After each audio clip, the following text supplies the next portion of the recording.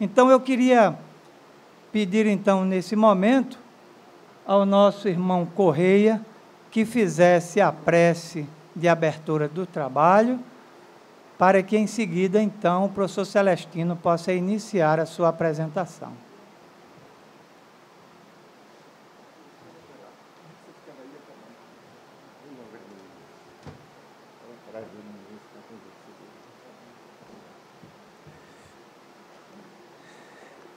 Meus queridos irmãos, minhas irmãs presentes, Deus, Ele nos oferece oportunidades, muitas, para que nós possamos, através dessas oportunidades, impulsionarmos mais um pouco a nossa trajetória de vida.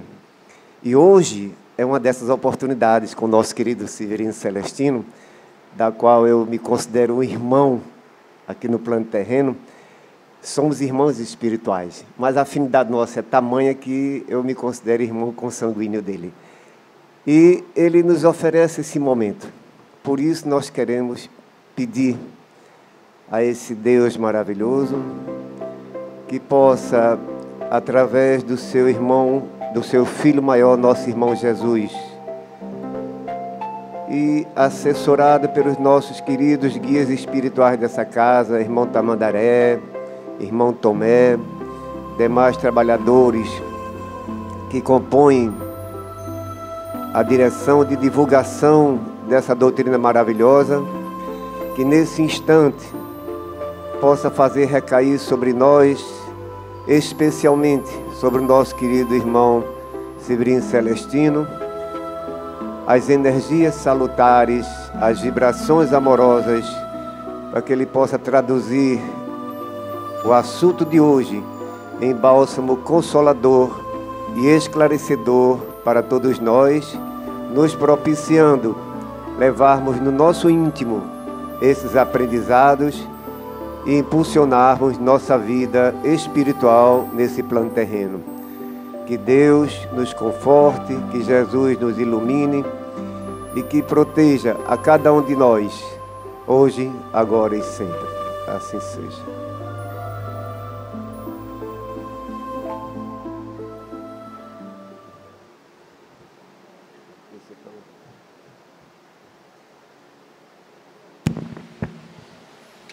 Queridos irmãos, primeiramente um bom dia a todos.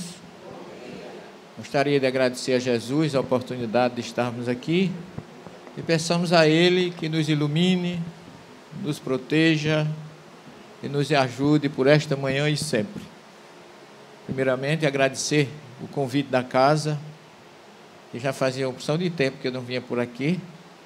Possibilidade de rever muitos amigos, o próprio irmão Correia, aí, de quem nós temos realmente uma afinidade já há acho que uma década já, né, Correia, que eu venho aqui, né? E eu acho que, como eu sou um grande devedor, eu tenho muitos cobradores também lá por fora, me carregaram um certo tempo de estar por aqui com vocês, porque eu tenho viajado muito pelo Brasil e pelo exterior, fazendo pesquisas, dirigindo grupos na Europa, na Turquia, em Israel, e sempre aperfeiçoando e buscando a verdadeira mensagem, ou seja, a cristalina mensagem de Jesus e a sua identidade de amor e luz para todos nós. Falaremos hoje sobre um tema que é mais ou menos uma sequência natural das nossas pesquisas, que começou em 1964, no Seminário Arquidiocesano da Paraíba, e eu não parei mais. Conheci a doutrina espírita há 36 anos, e depois de espírita foi que eu fui ver que eu estava incompleto nos meus estudos da Bíblia, porque analisando o fato de eu ter me tornado espírita por causa do Evangelho, se não fosse o Evangelho segundo o Espiritismo, eu não seria espírita. Então, essa obra é muito importante, porque é uma ponte de luz entre aqueles que ainda não enxergaram a beleza que é a doutrina espírita. Então, eu, conhecendo o Espiritismo, estudando e descobrindo que eu era muito mais preconceituoso, porque eu não tinha o conceito realmente do que era a doutrina, eu fui descobrindo que a doutrina era amor, caridade, fraternidade, união, campanha de saúde, campanha de vida, campanha social, enxoval, cesta básica, e tudo aquilo me foi me lembrando de Jesus, que dizia: qualquer um que faça alguma coisa por nós não pode ser contra nós, independente de onde esteja. Essa era a visão de Jesus. E depois que eu me tornei espírita, eu observei que eu conhecia muito pouco da Bíblia na visão dos seus fenômenos, das suas explicações, e eu fui entender o Evangelho depois que eu li o Evangelho segundo o Espiritismo, depois que eu descobri aquela mensagem que está na introdução do Evangelho, de um espírito israelita, que ele diz assim: Moisés iniciou a obra, Jesus continuou e o Espiritismo arrematará. Então hoje eu sei que não pode haver, segundo Emmanuel fala, nenhuma divisão entre o Velho Testamento, o Novo Testamento e a doutrina espírita. Cada uma veio a seu tempo, segundo Emmanuel, para pessoas com evolução, com necessidade, compatível com a revelação da época. Então a primeira revelação de Moisés foi compatível com a condição daquele povo. A segunda, com Jesus, já foi um Deus amor, um Deus fraterno, um Deus solidário. E o Espiritismo veio levantar o véu, como diz a questão 627 do Livro dos Espíritos, levantar o véu e acabar com o esoterismo, com o mistério, com a simbologia e com tudo que pudesse existir de oculto com relação à mensagem de Jesus. Então eu tenho trabalhado nesse sentido, e duas obras completam, porque vocês podem perguntar por que cristianismo primitivo e por que comunidades do caminho. Cristianismo primitivo porque o cristianismo primitivo é aquele período que vai da ressurreição de Jesus até o 3º século, que foi o verdadeiro cristianismo, vamos dizer assim, aquele cristianismo cristalino simples, aquele cristianismo que se parece muito, não posso dizer que é igual, se parece muito com a filosofia da doutrina espírita. Dai de graça o que de graça recebeste. Aqui eu estou falando não como espírita, mas como estudioso de ciência das religiões. Porque eu tenho uma hora que eu me coloco como cientista e outra hora eu me coloco como espírita. E é difícil conciliar muitas vezes as duas coisas, porque Kardec coloca isso na Gênesis, e eu fico às vezes como Gonzaguinha, a um lado carente dizendo que sim, essa vida da gente dizendo que não. Então eu preciso juntar ciência e doutrina espírita para poder as coisas se encaixarem. E é isso que eu tenho feito. Então eu lancei uma obra que é chamada O Evangelho Cristianismo Primitivo, que eu falo dos grandes encontros de Jesus até a sua morte. E depois a segunda obra, que é essa aqui, que compõe a segunda obra do cristianismo primitivo, que se chama Comunidades do Caminho. Por que Comunidades do Caminho? Porque os primeiros cristãos, segundo Emmanuel, na obra Paulo e Estevão, era conhecido como Comunidades do Caminho, seguidores do caminho, como está lá no livro de Atos dos Apóstolos, de Lucas. Então Jesus narra ou esclarece: eu sou ou estou no caminho, na verdade e na vida. Então os primeiros seguidores de Jesus se chamavam seguidores do caminho, e não havia igreja naquela época, havia comunidades.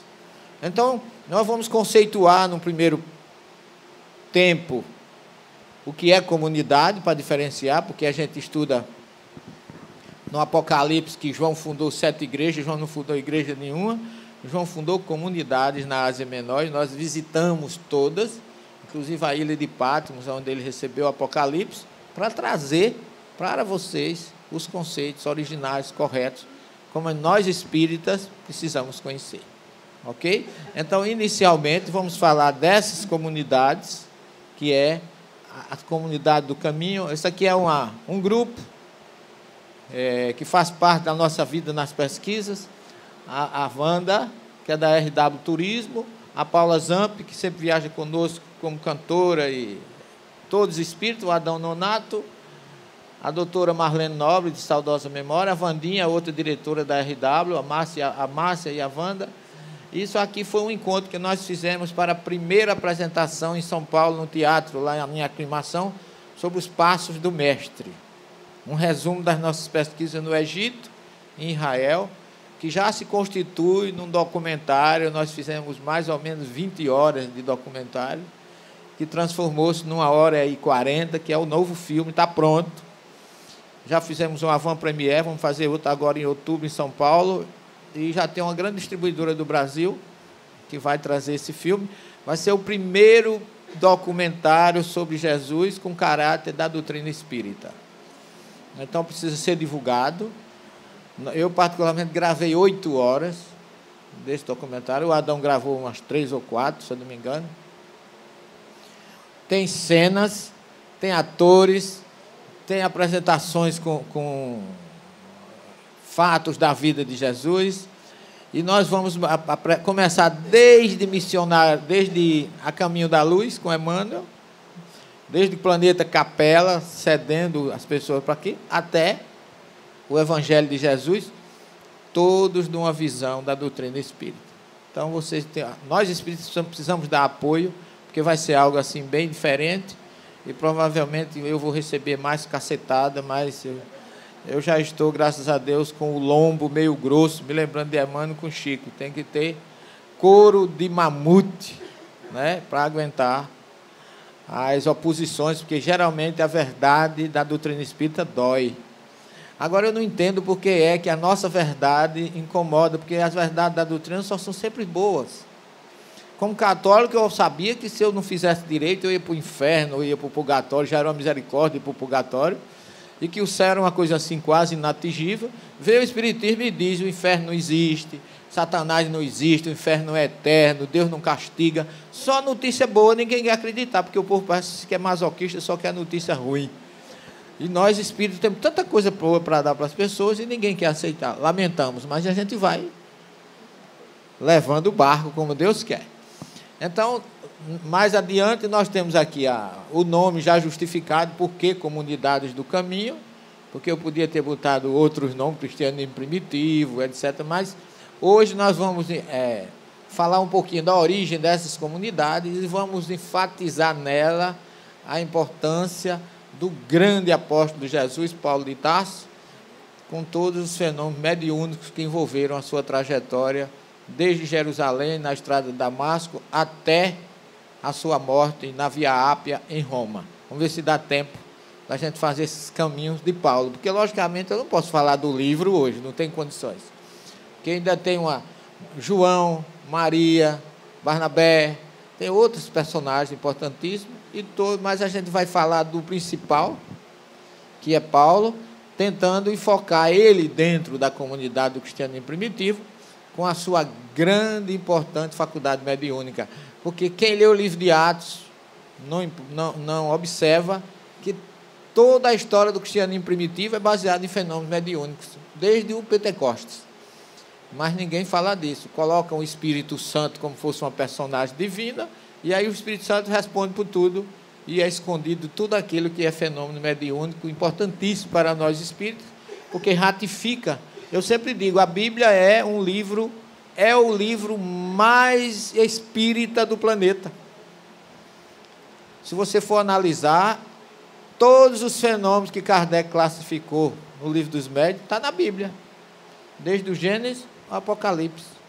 Então, espírita, como bem colocou o nosso irmão, não pode dizer que a Bíblia está obsoleta, pelo contrário, cada dia ela se torna mais atual. E a gente pode observar que Jesus é o grande mentor de tudo isso, porque ele é o governador do nosso planeta. E ninguém pode fugir da faculdade mediúnica, porque não depende de religião. Ok? Então, nós temos uma palavrinha hebraica aqui chamada kahal, que significa multidão, grupo, reunião, congregação, assembleia, comunidade que se reúne com um objetivo comum, que os gregos chamaram de eclésia. Só que eclésia é assembleia convocada, nunca deve ser entendido como prédio, ou casa, ou igreja, como muita gente coloca, como templo, cheio de vitrais, altares pintados de ouro, que na verdade Jesus nunca precisou disso. Ele nasceu numa manjedoura, não tinha uma pedra onde recostar a cabeça e teve como leito de morte uma cruz. Era a simplicidade total. Toda a sua riqueza foi espiritual, nunca material. Então, nós espíritas temos a responsabilidade de ressuscitar esse período para trazer a cristalinidade da mensagem de Jesus em sua essência, em sua origem, porque ela está unida à nossa querida doutrina espírita. E vamos ver Paulo como é que aparece nisso aí, que é o nosso objetivo hoje, né? O grande fariseu, Paulo de Tarso, como é que ele vem dentro dessa ótica colocada pelo grande mestre lionês, Allan Kardec. O ano passado eu fiz todos os caminhos de Kardec, desde Lyon até o cemitério Père Lachaise, fazendo também um trabalho de resgate da história do grande mestre Allan Kardec, que nos fala dos fenômenos que aconteceram em Evansville, Nova York, nos Estados Unidos, aonde as irmãs Fox, para a era moderna, tiveram o papel, como protestantes de família metodista, de trazer para nós o alerta do século XIX para a origem dos fenômenos que culminou em Paris com a codificação da doutrina espírita. Eu fiz um seminário, eu fui abrir um seminário em Nova York, o 13º seminário dos 3 estados, Nova York, New Jersey e Connecticut. E lá eu observei como o espiritismo é diferente lá fora, completamente diferente. O espiritismo é o mesmo, a situação geográfica aqui é diferente.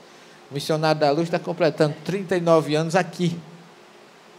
Uma das maiores casas que tem em Nova York, na 8ª Avenida, que é de um brasileiro, João Korngold, que é do Banco Santander, superintendente lá. Ele e a esposa Jussara já traduziram várias obras da doutrina para o inglês, mas ele não tem sede. Eles alugam uma sala uma vez por semana, de 7h30 às 9h30, no 10º andar de um prédio na 8ª Avenida, porque até 7h30 funciona outra coisa, de 10h30 em diante já é outra. Eu fui fazer uma conferência em Long Branch, lá em New Jersey, e lá dentro de uma academia de ginástica, cheia de espelho nas paredes. Quando termina a academia, eles cobrem os espelhos e ali se transforma num centro espírita. Então, a característica é completamente diferente. A gente tem uma sede, todo mundo vem de casa para cá. Lá é o contrário, todo mundo, a casa dos brasileiros lá é o centro espírita, porque todo mundo mora fora. Então, é tudo diferente. E quando eu saí de Nova York, eu fiquei impressionado com tudo aquilo. Eu rodei muito por lá. E quando eu saí, eu comecei a meditar sobre o espiritismo ali. E um grande amigo nosso da espiritualidade chegou e disse assim: meu filho, você não se apercebeu que o espiritismo nasceu aqui e ele está voltando para casa. Aí foi que eu fui me lembrar das famílias Fox em Nova York, que o espiritismo tem um papel lá no exterior muito importante. Inclusive cursos. Eu fiz 10 conferências na Flórida, desde Miami até Orlando, e ali as pessoas têm um carinho muito grande pelo espiritismo. Lá em Fort Myers, por exemplo, Centro Espírita Semente de Luz, eles fazem curso em inglês para a juventude de espiritismo. Mas o espiritismo está tendo uma receptividade muito boa e também um alento muito grande, mas isso aí daria outro seminário para a gente falar sobre isso. Estou só mostrando a vocês a origem da doutrina, dos fenômenos e a importância histórica, cultural, porque até os protestantes não podem falar, porque o espiritismo surgiu dentro do protestantismo. As mães Fox eram metodistas. Então você vê que os canais de Deus não tem fronteira, não tem barreira, não tem religião. Eu cheguei no Père Lachaise, tinha uma muçulmana envolvendo o busto de Kardec com o seu véu da cabeça, e minha esposa perguntou: és muçulmana? Ela disse: que fazes aqui? Ela disse: ele é meu protetor, ele curou minha filha de uma doença que ninguém sabia curar, e eu trago flores para ele todo dia. Então, aí eu fui entender mais ainda o ecumenismo da doutrina e entender que Kardec disse que onde tiver seriedade, amor e fraternidade, aí está o espiritismo. Então, não depende, inclusive, de religião. Por isso que o espiritismo não é uma religião conceituada. Ela está, a sua filosofia, a sua ciência, os seus fenômenos, Estão em todas as religiões do mundo.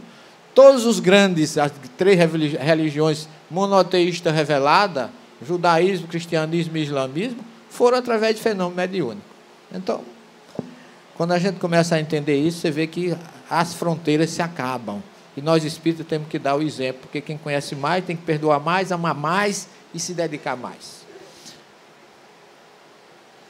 É analisada a mediunidade como um fenômeno inerente ao homem.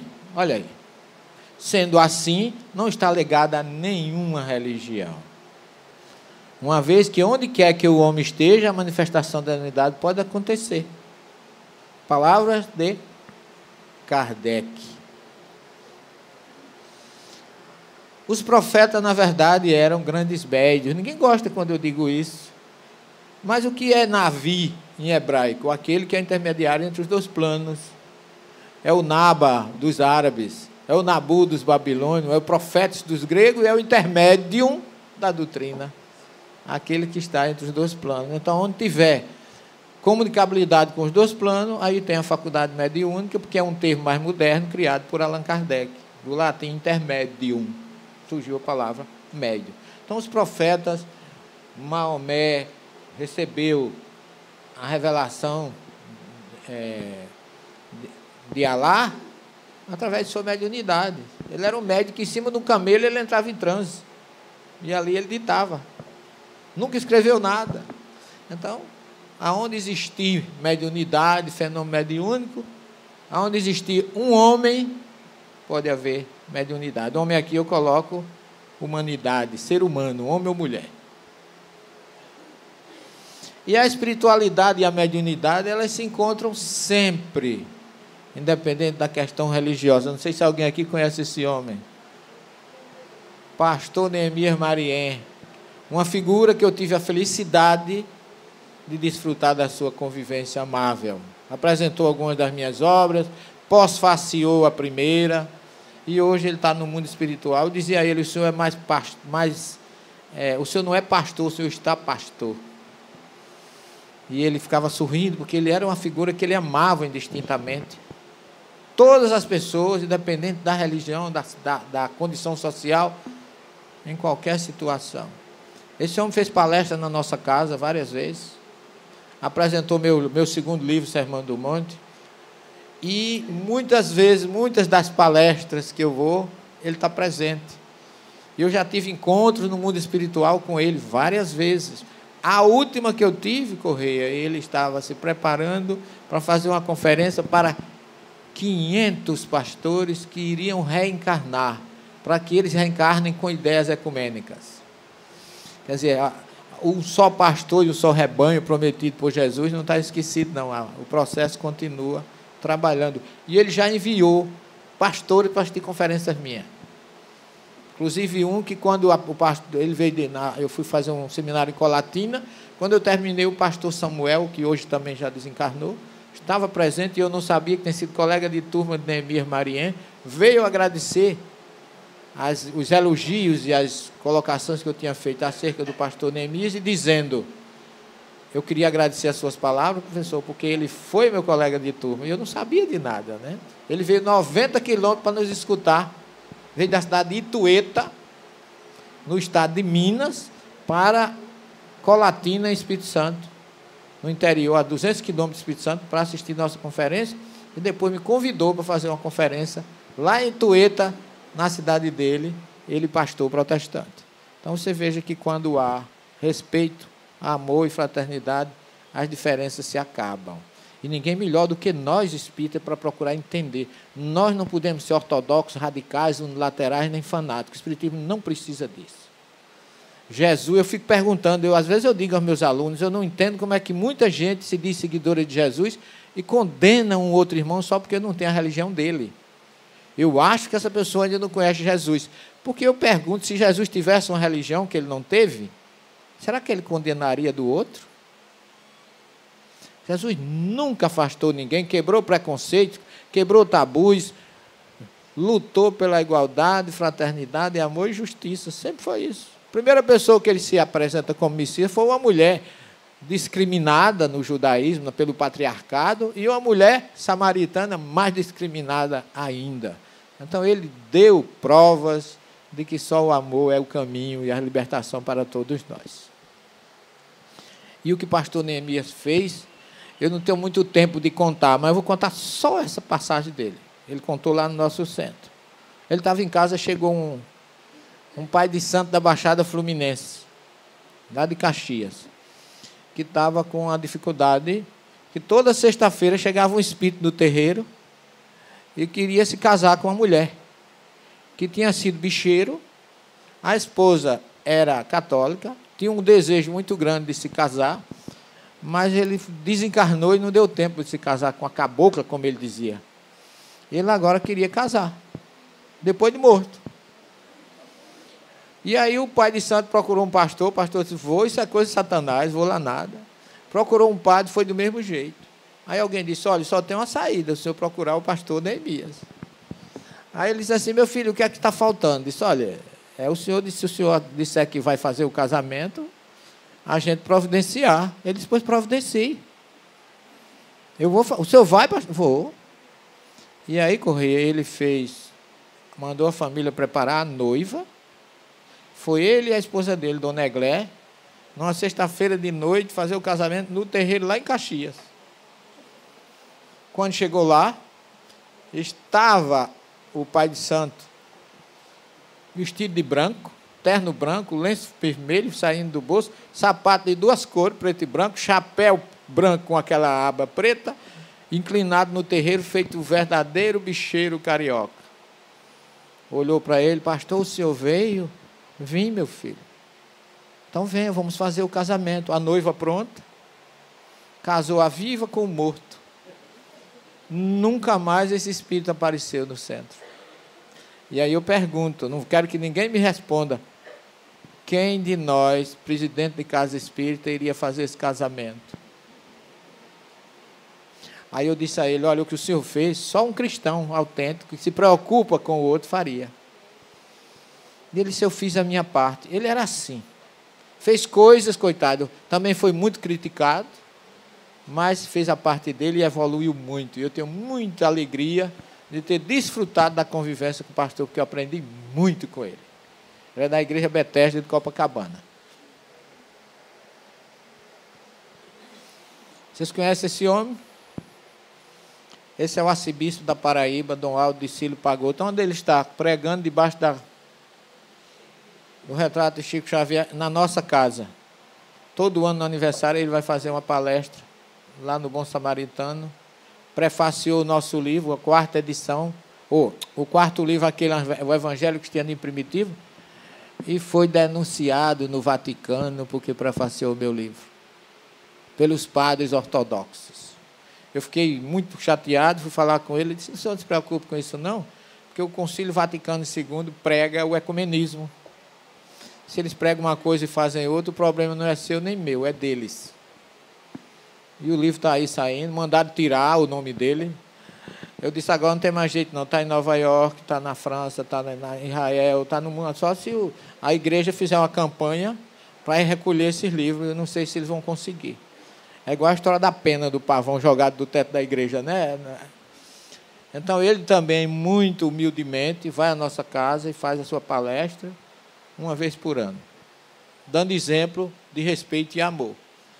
E Joel fala, no capítulo 3 do seu livro, que depois disso derramarei do meu espírito sobre toda a carne, vossos filhos e vossas filhas profetizarão, vossos anciãos terão sonhos, vossos jovens terão visões. E também sobre os servos e sobre as servas, naqueles dias derramarei do meu espírito. Isso aí, meus queridos, já é Joel 750 anos antes de Jesus, falando do que está acontecendo hoje. Que a mediunidade seria mais evidenciada, os fenômenos apareceriam mais no final dos tempos, que naquela época não era, naquela época era dedicada aos chamados profetas, né? Como era o caso de Moisés, que Moisés disse para Josué, por que tanto zelo para comigo? Quando Josué foi reclamar, que tinha 2 homens profetizando na tenda, Eldade e Medade. Moisés disse, por que tanto zelo? Quem dera que todos os homens profetizassem. Ou seja, quem dera que todas as pessoas fossem médiuns. É o que fala Moisés. Jesus é crucificado lá no Gólgota e vem a pergunta: o que aconteceu depois da crucificação de Jesus? O que houve com os discípulos? Ficaram numa grande depressão, numa grande tristeza. Imagine vocês, toda a esperança desses 12 homens era em Jesus. E Jesus é crucificado de uma forma trágica e eles ficaram acéfalos. Sem o mestre, sem o líder, sem o dirigente, sem aquele homem que resolvia qualquer parada. E vem a tristeza geral. Uns debandaram, outros negaram ele, que foi o caso de Pedro. E aí o que é que acontece depois disso? Jesus não ia deixar ninguém acéfalo nem sem proteção. Jesus primeiro aparece ressurrecto, dizendo que a morte não existe. Eu estou aqui para dizer a vocês que eu não morri, eu perdi o meu corpo físico, mas eu continuo vivo, porque nós somos imortais como criaturas de Deus. Então a ressurreição de Jesus teve uma importância muito grande naquela época, embora não seja até hoje por muitos compreendidos, que ela não foi física, como muita gente quer que tenha sido. Daí porque existem duas ressurreições básicas nos evangelhos: a ressurreição pregada por Lucas, por Mateus, por Marcos, por João, por os evangelistas, e a ressurreição pregada por Paulo de Tarso na sua carta aos Coríntios, quando ele diz que há um corpo material e um corpo espiritual. Semeado corpo material, ressuscita corpo espiritual. Então não é o corpo físico. E Paulo fala no capítulo 15, versículo 50 da sua primeira carta aos Coríntios: o que eu quero dizer para vocês é que carne e sangue não herda o reino dos céus. Em outras palavras, não é o corpo físico que ressuscita. Tudo erro de interpretação, porque o profeta Joel, quando ele fala de ressurreição, ele não fala em ressurreição. Não existe a palavra lá no original. A palavra lá é do verbo despertar, acordar no mundo espiritual, que é como se tivesse aquele que estava dormindo no corpo físico, desperta no mundo espiritual, acorda, não é volta a viver com o mesmo corpo que tinha aqui, porque isso seria contrário ao Gênesis, que fala que tu és pó e em pó te hás de tornar, o Eclesiastes, que o corpo vai à terra e o espírito vai a Deus. Então é preciso interpretar isso bem direitinho para não haver problema com relação ao entendimento do que vem a ser ressurreição, inclusive pregado por um judeu ortodoxo, o maior conhecedor daquela época da Torá, que por isso foi escolhido para a missão de Jesus. E Jesus aparece, primeiramente, não foi aos discípulos, foi a Maria de Madalena. A primeira pessoa que ela aparece não é um homem, é uma mulher. Primeiro, porque para ele não havia diferença entre homem e mulher. E segundo, que Madalena era muito importante para Jesus. E terceiro, como mulher, naquela época não existia rádio, televisão, jornal, rede social, não tinha Carabook, Facebook, não tinha WhatsApp, essas coisas, não tinha nada disso. E Jesus precisava divulgar a mensagem dele. E Jesus era inteligente. Então ele fazia um milagre, chamava uma mulher e dizia: não conte nada a ninguém. Meia hora já se sabia de tudo. Então ele usava com categoria aquilo que é natural das meninas, né? Nada pessoal, porque minha mulher está aí também, viu? Porque eu entendo perfeitamente a psicologia usada por Jesus. E se você analisar agora que eu estou falando isso, não estou criando, acrescentando muita coisa, não. Porque Mateus, quando narra isso, essa é a primeira vez que Jesus não disse, não conte. Vai e conta o que tu viste, o que tu presenciaste. Aí Mateus disse, e ela foi correndo, ela não foi nem andando, contar o que havia acontecido. Então, Madalena realmente merecia que Jesus se apresentasse primeiro a ela. E é tanto que quando ela vai contar aos discípulos, eles não acreditaram. Pedro foi o primeiro que vocês vão acreditar no que essa mulher está dizendo. Quer dizer, Jesus começou consolando as pessoas, aparecendo. E durante 40 dias ele apareceu várias vezes. A segunda aparição dele assim, mais conhecida é essa. Na estrada de Emaús. Quando está lá em Lucas, narrado em Lucas 24, 13 a 33, que denota muito bem o clima de tristeza que envolvia eles. Porque quando eles se aproximam, eles nem olharam para Jesus, né? E ele pergunta, eles não reconheceram e discutiram a tristeza que sentiam com os acontecimentos recentes, que era a morte de Jesus. Eles perguntam a próprio Jesus, você com certeza não passou em Jerusalém, não foi? Você sabe o que aconteceu hoje em Jerusalém? E eles não sabiam que era Jesus. Mas aí já era noite, já estava ficando tarde, e eles dizem, fica em nossa companhia, porque é tarde e o dia já declinou. E Jesus entrou para ficar com eles, e durante o jantar que eles conheceram que era Jesus. Então ele começou a ir devagarinho, confortando cada um, ajudando a cada um. Depois ele aparece lá aos 11, porque Judas havia se enforcado, né?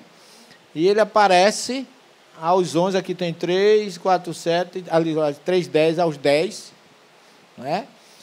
E sem Tomé. E Judas tinha se enforcado. Então ele aparece a 10. E aí quando ele aparece aos 10, eles vão contar para Tomé, que diz, eu só acredito se eu colocar o dedo na chaga. E aí Jesus vem e satisfaz a curiosidade ou a incredulidade de Tomé. Vem, Tomé, põe o dedo na chaga, porque feliz aqueles que não viram e todavia creram. Mas eram mensagens de otimismo, começando a diminuir a depressão, a tristeza que havia entre eles. E por último, entre outras, ele aparece lá no alto do Monte das Oliveiras, nesse local, que hoje tem uma igrejinha chamada Igreja da Ascensão. Porque Jerusalém, quando a gente chega em Jerusalém, eu já fui com alguns grupos, e a maioria das pessoas que vão são espíritas, e alguns espíritas ainda são meio avessos. Aí é uma igreja. Eu vou a qualquer lugar. Eu tenho uma filha que ela está na fase da aborrecência, né? Eu criei meus filhos tudo dentro da doutrina, e ela disse, pai, eu não quero ser espírita. Minha filha, não tem problema, você vai ter que optar. Não quer ser espírita, aí você vai ser ou protestante ou católico. Agora, o que você for ser, eu vou lá com você. Sem problema. Você tem que ter Jesus na sua vida. Não importa por que canal. Então, não temos que fazer essa barreira. Nós temos que ser apoiadores de um caminho para Deus. Você não pode, é como diz Raul Teixeira, dizia, coitado, hoje ele não está falando mais tanto, mas ele dizia assim, Jesus neles o mais cedo possível. E eu comecei cedo, ela faz evangelho no lar com a gente, ela abre o evangelho, meus filhos todos são espíritas, os outros 2, mas cada um tem a opção de escolher o seu caminho. Agora tem que ter um caminho, não pode deixar de ter. Então, essa igreja, ela existe por causa de uma mulher. Quando a gente chega em Israel com as pessoas, muitos espíritos, mas a gente vem aqui só visitar a igreja? não somos católicos.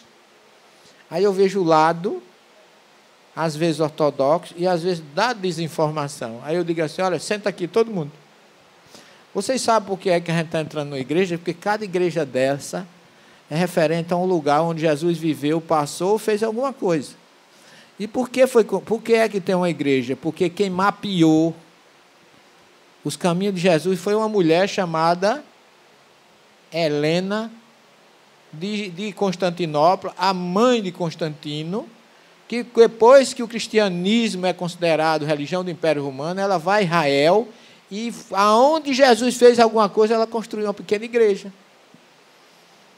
E o cristianismo começou com a influência romana, com o catolicismo, construindo igrejas, e por isso que vocês estão numa igreja. Esqueça a igreja e lembre-se que aqui Jesus transformou a água em vinho, aqui Jesus realizou a multiplicação dos pães, aqui Jesus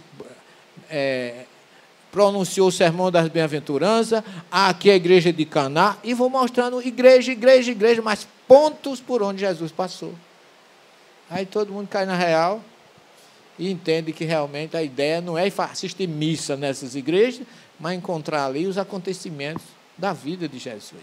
E essa aqui é a primeira conhecida marca de Helena, que é em cima do Monte das Oliveiras, onde Jesus foi visto pela última vez, subindo. Esse é o local onde diz que ele foi visto a última vez, dentro da igreja. Aqui a gente se reúne e canta Quanta Luz, Ave Maria de Gounod. E aí quem tem mediunidade como eu já não está usando mais nem lenço, é lençol. Porque o lenço é pouco para enxugar as lágrimas que a gente derrama pela emoção, pela energia. Quem é médium, eu falando aqui, eu ainda sinto a energia, a projeção dessa energia, mas a gente está lá, onde Jesus foi visto, o local. É fantástico. E aqui, do lado de cá, Monte das Oliveiras, onde nós estamos. Do lado de lá, Jerusalém. E Jesus disse, vão, quando ele foi visto aqui a última vez, vão ao lugar de sempre, que era o local onde eles costumavam se reunir. Do outro lado do vale do Cedron, muralha de Jerusalém, eles se reuniam nesse local. Aqui é a igreja ortodoxa russa de Maria de Madalena, no Monte das Oliveiras. E esse era o lugar de sempre. Cenáculo. O que é que aconteceu aí? Aí Jesus lavou os pés dos discípulos, aí Jesus realizou a última ceia, aí Jesus fez o que mais? Prometeu o envio de um outro Consolador. 3 coisas importantes. Lavou os pés, realizou a última ceia, prometeu um outro Consolador. E o que mais? Aí, depois de 49 dias, ou 50 dias, ou 7 semanas, no judaísmo chama Shavuot, semanas, que o grego chamou de Pentecostes, 50 dias. Em vez de 49, 7 semanas são 49. Mas o Lucas chamou de Pentecostes, 50 dias. O que é que aconteceu aqui? O maior fenômeno mediúnico da nova era. Aí eles receberam do próprio Jesus a energia mediúnica revigorante das suas vidas, porque a partir daqui, aqueles homens temerosos, tímidos, deprimidos, tristes, foram pregar o Evangelho de Jesus sem mais nenhum temor. Pedro saiu daqui e foi para o templo pregar que Jesus era o Messias. Porque todos os discípulos de Jesus, a partir daí, se transformaram em apóstolos. Qual é a diferença entre discípulo e apóstolo? Discípulo é aquele que estuda com o mestre. Apóstolo é aquele que é enviado para a missão. Jesus diz, eis que eu vos envio. Olha aí. Vocês são meus discípulos. Talmidim, em hebraico. Mas ani sholechim, eu envio vocês. No hebraico, sholeach, que passou quando Jesus lava os olhos do cego, passa saliva e lodo, lá na piscina de Siloé, ele diz, vai te lavar na piscina, né? a palavra vai, cholea, é vá. Envio-te, vai lavar os olhos. Por isso que é chamada piscina de Siloé, piscina do hebraico, do enviado por Jesus. Então, o enviado é o apóstolo, cholé em hebraico, e apóstolo é uma palavra grega. Então, todos os discípulos de Jesus, menos Judas, foram depois transformados em apóstolos. Por isso que Lucas escreveu Atos dos Apóstolos, não escreveu Atos dos Discípulos, porque aqueles que já foram dar a própria vida por Jesus. Ok? Está claro isso aí? Não. Paulo não foi discípulo de Jesus. Paulo não estudou com Jesus. Lucas não estudou com Jesus. Mas foram apóstolos de Jesus. Porque Paulo, inclusive quando a gente vê na missa, está escrito lá, leitura da carta de Paulo, apóstolo, não é assim? Porque quando ele conhece Jesus na estrada de Damasco, Jesus o envia. Ele passou a ser apóstolo, nunca foi discípulo. Foi contemporâneo, nasceu próximo da época de Jesus, mas foi apóstolo, não discípulo. Está clara a diferença entre um e outro? Muito bem. O apóstolo não é obrigado a ser discípulo. E o discípulo quase sempre se torna apóstolo. Só que de Jesus, Judas não foi apóstolo, foi só discípulo. Está certo? Porque ele não continuou na divulgação. Aqui é o local, né, onde começou tudo. O dia de Pentecostes, está aqui, Atos 2, que Pedro, quando eles começaram, aqui aconteceu o famoso efusão do Espírito, como está narrado lá em Joel, que quando as pessoas começam a falar em idiomas diferentes, todo mundo disse que eles estavam bêbados, e Pedro levantou e disse, não, ainda são 9 horas da manhã, não tem ninguém bêbado aqui não. O que está acontecendo é exatamente o prometido por Joel. Pedro cita isso, está lá, leiam Atos 2, que vocês vão ver. Maravilhas no dia de Pentecostes.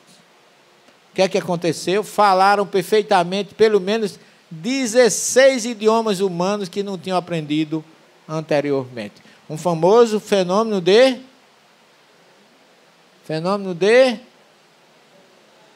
Kardec chama de xenoglossia, língua diferente do médio, sem ele saber e sem conhecer.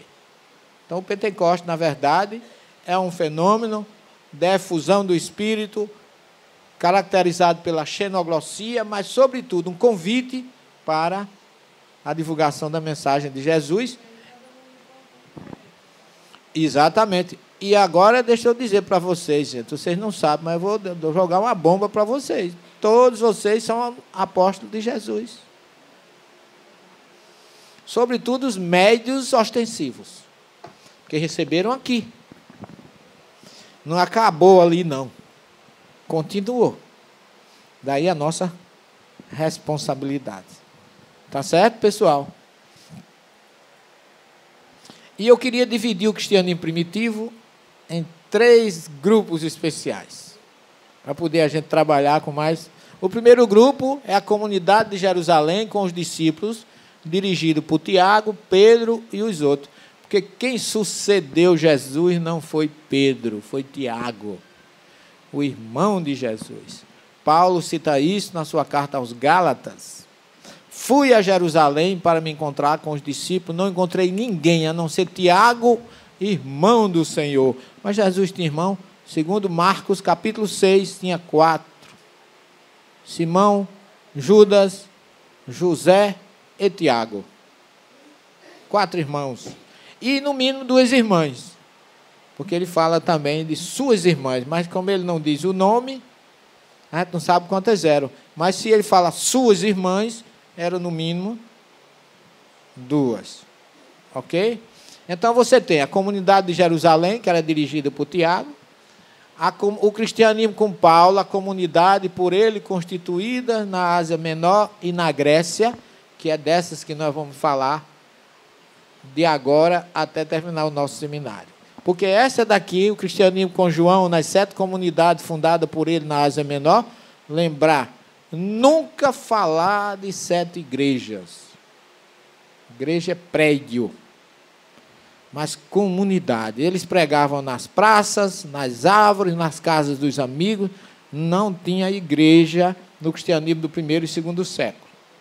Inclusive, tem um capítulo nesse livro que o cristianismo de grutas, catacumbas e cidades subterrâneas.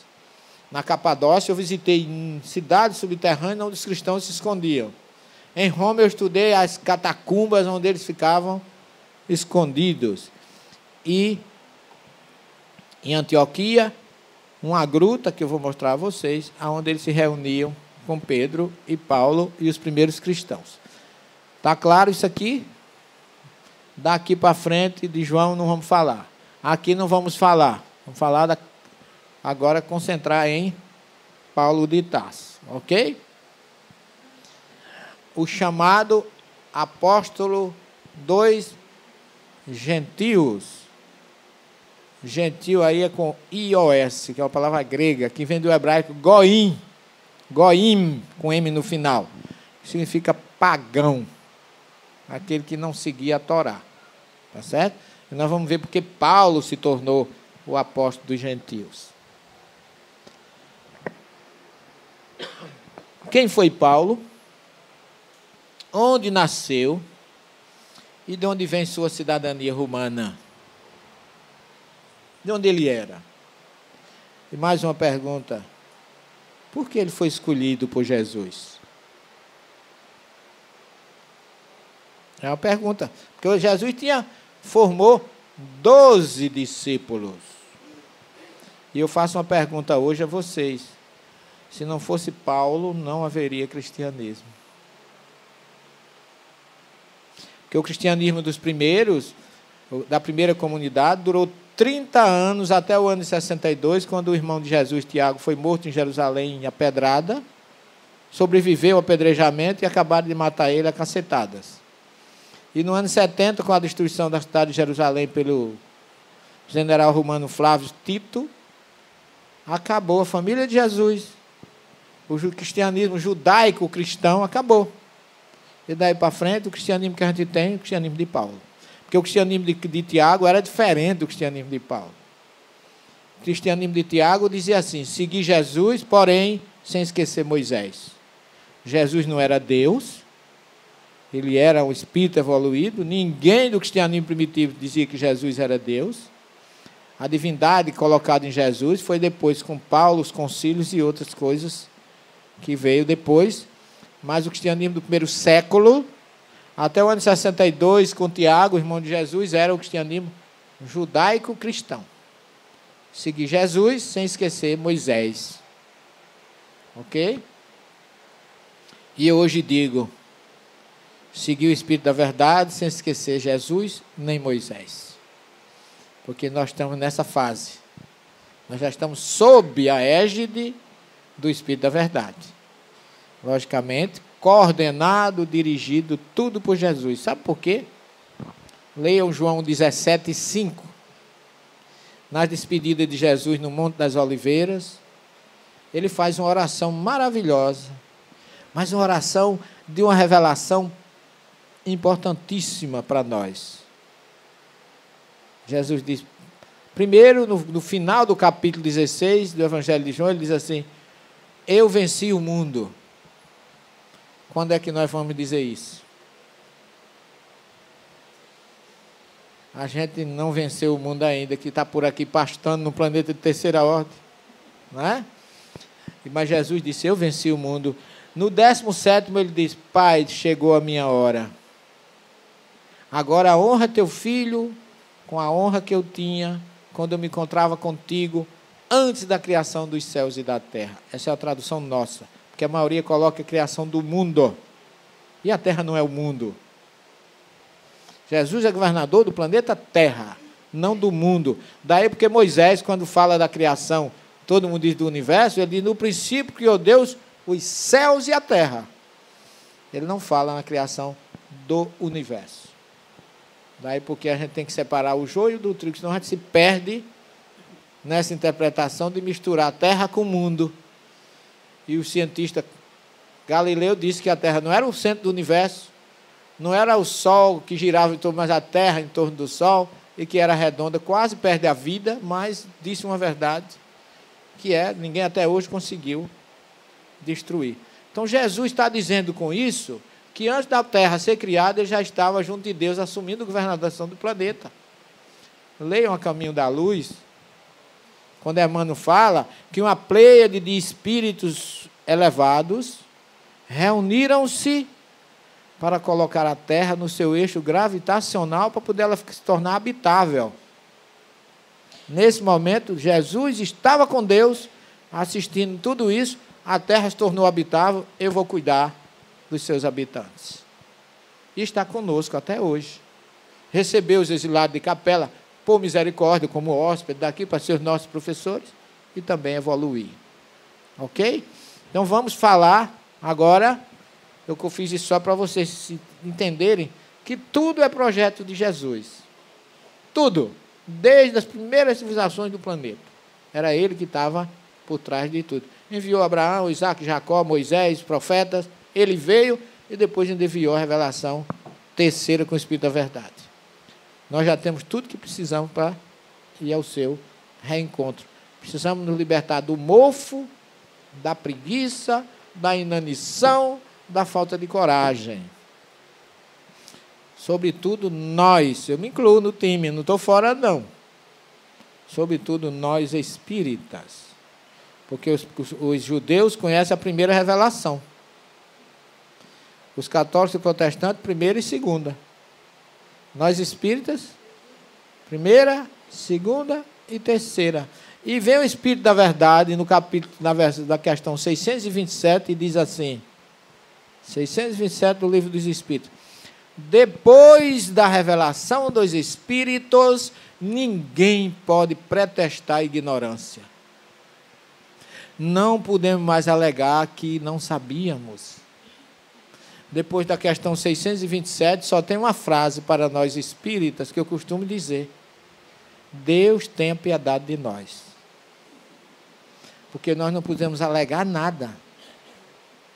O que é que a gente vai dizer? Eu não sabia. Como não sabia? Você fez SDA, fez tudo que era evangelho de terapia, atendimento fraterno, você fez de A a Z. Então você não tem desculpa para você não, meu filho. Olha, eu acho que você vai descer do planeta, não vai subir não. Porque você teve todas as chances que eu lhe dei. Ok? E por isso que ele escolheu Paulo. Quem sabe, vamos pensando aí, porque é que ele escolheu Paulo para a sua missão. Indiretamente, através dos discípulos, que nós vamos ver isso. O nome dele era Saulo, nome do primeiro rei de Israel, Saul, que significa Deus chamou, chamado de Deus. O verbo shoel em hebraico é perguntar, chamar. Aí, Shaul, chamado de Deus, ou o chamado. Tá certo? Daí o nome Saulo. Nascido em Tarso, na Cilícia, era da tribo de Benjamim, foi educado em Jerusalém pelo grande rabino Gamaliel, que era neto do grande e famoso Hillel, um dos rabinos mais famosos do judaísmo. Ok? Essa é a cidade onde Saulo nasceu. Tarsus. Bandeira da Turquia, hoje Turquia, né? Naquela época a região era Cilícia. Uma das modernas ruas de Tarso. Né? Seus pais viviam ali, né? Mas seus pais nasceram, segundo os estudiosos, na Galileia. Viveram na Galileia. Os pais de Saulo. Depois é que foram para Tarso. Isso aqui é o portão de Tarso, famoso portão romano, por onde entrou Marco Antônio e Cleópatra, que fizeram esse portão, que eles chamam Porta de Cleópatra, em Tarso.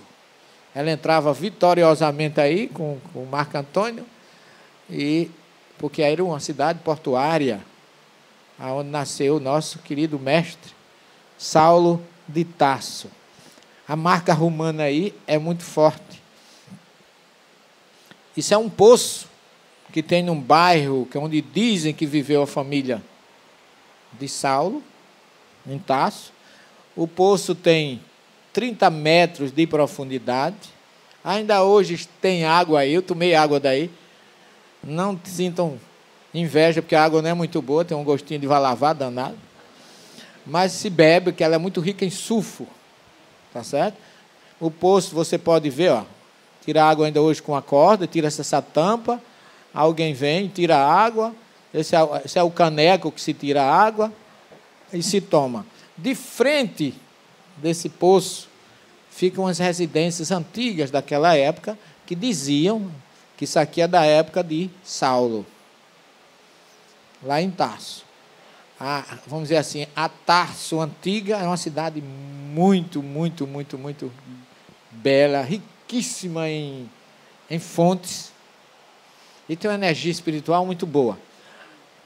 Aqui, ó, isso aqui é de frente do poço. Aqui eu tirei do poço essas casas, dizem que pode ter pertencido à família de Saulo. Tá certo? Aqui o pessoal, só para mais um registro, isso aqui é a única igreja cristã que tem em Tarso em honra a Paulo. Eu fiz 4 viagens aí de pesquisas. Numa delas eu narro aí na nossa obra. Na segunda, se eu não me engano, foi na terceira. Uma semana antes de eu viajar, começaram a acontecer alguns fenômenos comigo.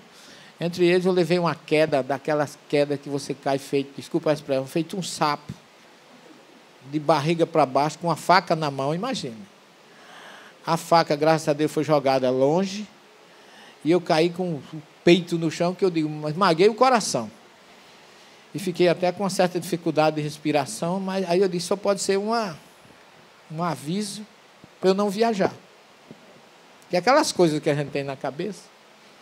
E aconteceram ainda outras coisas. Mas 2 dias antes da viagem, eu fiz minhas preces. E eu tenho uma entidade amiga, que eu não vou dizer quem é, porque eu já me chamo de obsediado com muito menos, mas se começar a dizer o nome das entidades, chega junto de mim. Não interessa o recado. E ela chegou e disse, meu irmão, eu acho que, pelo jeito, eu não vou viajar. Aí o irmão me disse assim, nós vamos viajar, meu filho. E quem vai conosco é o Chico Xavier. Eu não acredito, eu sou espírita, mas eu não sou fanático, eu acho fanatismo uma coisa terrível. Eu acho que eu continuo espírita porque eu sou muito racional. Eu tenho uma entidade que às vezes ela traz recado para as pessoas. Ela dá um recado e eu digo, repita. Porque se você não repetir, eu não dou o recado.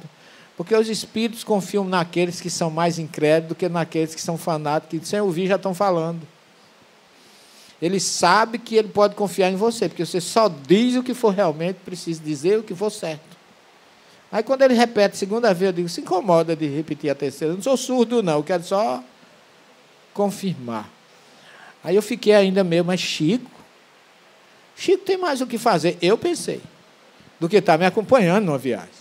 Mas como era uma viagem pelo grupo, podia ser até que ele fosse. Só que quando eu cheguei na frente dessa igreja, a nossa guia Shefka, que é muçulmana, agora diz ela que é espírita, pela convivência já 4 vezes conosco, graças a Deus.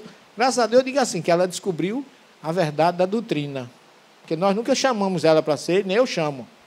Eu desafio nos meus 36 anos de espírita, quem foi que eu chamei para ser espírita?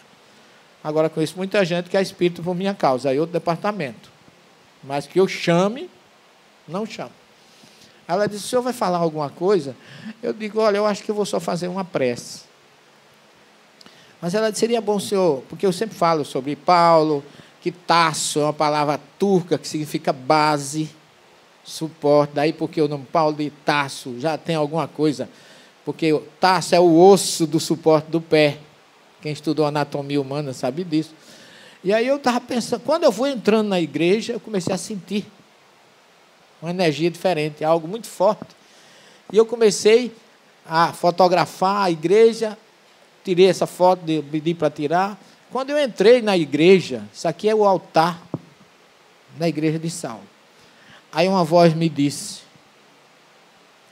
você precisa falar sobre a saudade de Jesus. Eu digo, meu Deus, quem é que está falando isso? Aí eu olhei para o retrato da fotografia de Paulo, que estava ali junto, eu estava bem aqui. Aí a voz disse assim: tudo que Paulo fez foi por saudade de Jesus. Então eu digo, não é Paulo. Tá certo? Tudo que Paulo de Tarso fez foi pela saudade de Jesus. Aí o grupo foi entrando e foi envolvendo uma energia, daqui a pouco estava todo mundo entre lágrimas. Inclusive eu, que sou o mais chorão do time, eu fico morrendo de vergonha, mas a emoção a gente não segura, né? Aí eu comecei a falar para o pessoal, mas não sei uma palavra do que falei. Sei que o recado foi mais ou menos dado. Fiquei com aquilo para mim. Quando eu saí da igreja, que o ônibus pegou, porque a gente vai de avião até Istambul, vai à Grécia, visita lá as igrejas, Coríntios, Atenas, Pátimo, volta para Istambul e pega um avião até Ankara, de lá vai de ônibus. Aí passa por Tarso, depois vai para Antioquia. Quando o avião foi saindo, o ônibus, desculpe, foi saindo de Tarso, a estrada sumiu.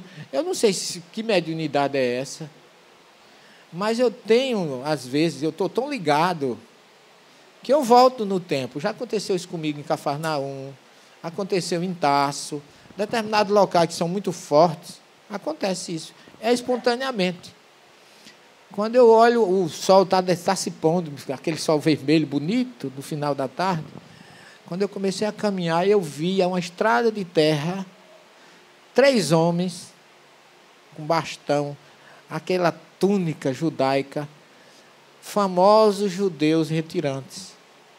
E o irmão me disse, realmente é uma revelação das figuras de Paulo, Barnabé e João Marcos. Mas eu não disse para ninguém. Fiquei calado, emocionado. Cheguei em Antioquia ainda, fui dormir, sentindo as energias, agradecendo a Deus. Quando isso foi em novembro, quando foi em janeiro, eu fui participar de um congresso em Belém do Pará. Congresso Espírita da Federação do Belém do Pará, da nossa querida irmã Nájida, que é a presidente. Quem estava no grupo, Divaldo fez a apresentação, no dia seguinte estava Raul Teixeira, que foi homenageado, e tinha Alberto Almeida, e Marlene Nobre, doutora Marlene estava lá. A doutora Marlene foi apresentar uma parábola de Jesus antes da minha apresentação. Eu fiquei na primeira fila, assim, sentado, como vocês estão. A doutora Marlene começou a falar de que ela viveu muito tempo com Chico Xavier. Aí ela disse assim, olha, certa ocasião um repórter perguntou a Chico por que ainda existia tanta violência no planeta. E Chico respondeu, meu filho, o que está faltando a esse povo é saudade de Jesus. Olha, na hora eu tomei um choque, porque veio todo o filme na história, que nós íamos, Chico ia conosco. Eu não conhecia essa história de absolutamente nada. E aí eu entendi que foi Chico que veio pedir para a gente falar, para que eu falasse da saudade de Jesus. Aí eu fui, procurei a doutora Marlene lá nos bastidores e pedi licença a ela para utilizar essa informação no nosso livro. E tem aí narrado, porque ela em vida me deu o consentimento de eu usar o nome dela para narrar esse fato mediúnico comprovado entre Paulo, Chico e o nosso grande doutor Bezerra de Menezes, que foi quem preparou tudo, né? Essas são as freiras que cuidam lá. Você vê que eu estou ainda com os olhos cheios d'água, na fotografia ainda situa. Essas são as 3 irmãs que cuidam da igreja de Paulo. Quando a gente chegar aí não tem padre. A Turquia, o cristianismo é 1%. A maioria das igrejas não tem pároco, só tem as freiras que tomam conta, vão para lá. E toda vez que a gente chega, ela vai logo dizendo, vai acendendo as velas, ó. O senhor vai celebrar, porque pensa que me vê na frente do pessoal, pensa que eu sou padre. Eu estou com vontade da próxima vez dizer, traga o aparamento que eu celebro. Eu já tive seminário, fui quase padre, eu sei celebrar uma missa para ajudar as pobrezinhas, não tem problema nenhum. Né? Mas isso acontece muito. Essa é uma região aonde aconteceu. Eu tirei essa fotografia, depois eu fui analisar e eu me emocionei muito. porque foi aqui que Jesus escolheu todos os seus discípulos. Isso aqui é as margens do mar da Galileia. Aqui é onde ele apareceu depois a Pedro para confortá-lo. É chamado de Mensa Christi, ou igreja do primado de Pedro. E aqui, olha, os degraus daquela época, o mar da Galileia fica mais para cá. Aqui eu estou falando para o pessoal. E aqui, ó, de lado, está o local onde Jesus chamou Simão, André, Tiago e João, os 4 primeiros. E eu ouvi, o mar da Galileia também é um lugar que mexe muito comigo. E eu coloco isso aí para mostrar que Paulo não foi convidado. Aqui foi a escolha dos discípulos. Paulo não fez parte dessa escolha. Embora ele tivesse encarnado, mas ele não conheceu Jesus, não viveu com Jesus, não foi discípulo de Jesus. Mas aqui, há 2000 anos, e eu vou dizer assim, eu tive uma espécie de tristeza, porque eu me senti 2000 anos atrasados. Cheguei 2000 anos depois de Jesus, né? Mas já tive revelações que eu tive ali pertinho. Eu fui galileu e eu perdi a oportunidade de seguir Jesus. Por isso que eu ainda hoje ando por esse mundo afora, buscando esse grande reencontro com Ele através de vocês. Porque quando eu trago Ele para vocês, eu acho que eu me aproximo um pouquinho mais dele. E aqui mesmo, depois, uma senhora do Rio de Janeiro disse assim: professor, eu queria lhe agradecer porque o senhor é a pessoa que faz com que a gente se sinta mais perto de Jesus. Eu fiquei tão feliz, não porque eu mereça isso, mas porque quando eu me torno instrumento daquela aproximação que a gente tem que ter com Ele, eu sinto que eu sou um microfone não tão desafinado, nem tão baixo. Não me julgo absolutamente, não é falsa humildade, não, porque eu reconheço as minhas limitações. Mas eu tenho trabalhado muito para que as pessoas se reencontrem com Jesus, que é o futuro de todos nós. Sem Ele não existe espiritismo, não existe espiritismo sem evangelho. Ponhamos isso na nossa cabeça. Quem quiser tirar o evangelho do espiritismo está tirando Jesus. E o espiritismo é uma revelação dele, então não há como a gente possa separar. Nasceu em Tarso, pertencia à tribo de Benjamim, que era uma tribo vizinha, a tribo de Judá de Jesus, e a tradição antiga diz que ele foi levado de Giscala. Giscala, na Galileia, era a cidade do pai dele, onde a família morava ali, tá certo? E depois ele era cidadão romano por nascimento, por concessão imperial ou por aquisição pecuniária. Eram 3 condições de você ser cidadão romano. Paulo foi pela primeira. Ele nasceu filho de pais. E de onde vem a cidadania romana dos pais de Paulo, que eram judeus, nascidos em Giscala, moravam na Galileia? De onde vem? As informações teológicas ocidentais, cada uma diz uma coisa. Eu já vi um livro que diz que foi um amor, o juramento de amor de Marco Antônio e Cleópatra, que eles se encontravam em Tarso, onde tem aquele portão, aquela coisa toda, e por conta disso, quem nascesse ali seria cidadão romano. Se vocês ouvirem isso, não aceitem, porque não é verdade. Lá na Turquia, nos 4 viagens que eu fiz, nas buscas que eu fiz, eu descobri, não existe em português, livro em português, mas em turco, fala que a família de Paulo, que morava em Tarso, cedia todas as tendas e todos os tecidos que os romanos usavam para o seu batalhão que habitava, que vivia ali no quartel romano naquela região. E que, por gratidão ao que eles ofereciam de tecido e de tudo, Roma lhes deu o título de cidadão romano. E aí, por tabela, os filhos eram, e Paulo nasceu cidadão romano. Ok? Essa é a versão mais atual que eu tenho, mais racional e mais correta. Pode ser que alguém descubra outra, mas tudo bem, vou aceitar ou vou discutir. Porque essas informações que eu tenho foram colhidas na Turquia e na cidade de Tarso. Giscala, se você olhar aqui, olha onde está. Isso aqui é o mar da Galileia, isso aqui é a Alta Galileia. Então, a família de Paulo nasceu aqui. Foi daqui que ele foi para Jerusalém, lá embaixo, estudar com Gamaliel. Ok? Olha aqui. Cadê Giscala? Está aqui, ó. Galileia, Giscala, Gabara, perto de Gadara, Mar da Galileia, ali aonde Decápolis, ó. Onde Jesus expulsou, não, conduziu aqueles espíritos do gadareno que estava obsediado, etc. Vocês lembram da história que tem no Evangelho. E aqui só em Atos 22 tem esse episódio. Quando o amarraram com correia, Paulo observou ao centurião: é lícito açoitar um cidadão romano, ainda mais sem ter sido condenado? A estas palavras, o centurião foi ter com o tribuno e preveni-lo. O que vai fazer? Este homem é cidadão romano. Vindo então o tribuno, pergunta a Paulo: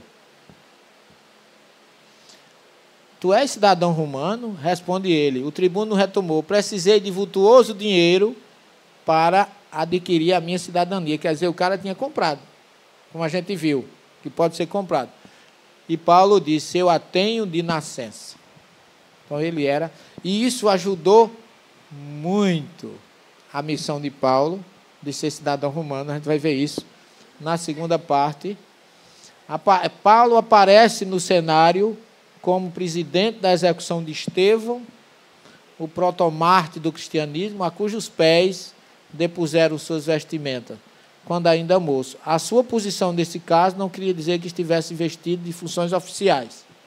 De acordo com os dizeres da passagem, apenas era um consentidor da morte de Estevão. Que Estevão foi uma figura importantíssima na separação, vou dizer, na divisão entre o cristianismo judaico-cristão e o cristianismo, eu diria, a separação do cristianismo do judaísmo, porque o cristianismo foi uma seita judaica, tá certo? Todos os cristãos, no princípio, eram judeus. Liam a Bíblia Torá ou a Septuaginta, mas todos eram judeus. A partir do episódio de Estevão, é que o cristianismo passou a haver uma separação entre o cristianismo judaico e o cristianismo de Paulo, que nós vamos ver na segunda parte do nosso seminário, porque a primeira já foi. Tá certo? Vamos fazer um pequeno intervalo, e aí nós voltamos para a história realmente verdadeira de Paulo.